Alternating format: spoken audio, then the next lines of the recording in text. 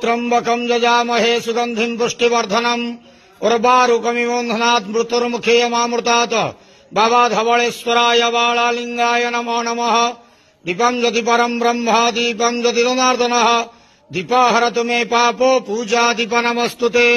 आहे धवलेश्वराय बालालिंगाय नमो नमः। संसार सुखी रखन्तु। आज आश्विन मासर शुक्ल पक्ष पीठे महाअष्टमी शुभ सोमवार रे समस्त श्रद्धालु भक्त मानक आशीर्वाद करंतु।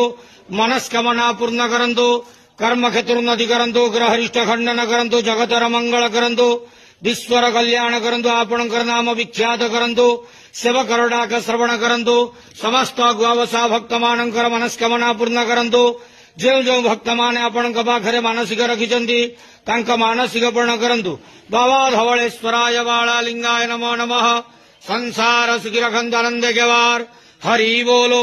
आज पीठे महाअष्टमी शुभ सोमवार रे समस्त श्रद्धालु भक्त मानक आशीर्वाद करंतु आनंद केवार हरि बोलो। बाबा धवलेश्वराय बालालिंगाय नमो नमः।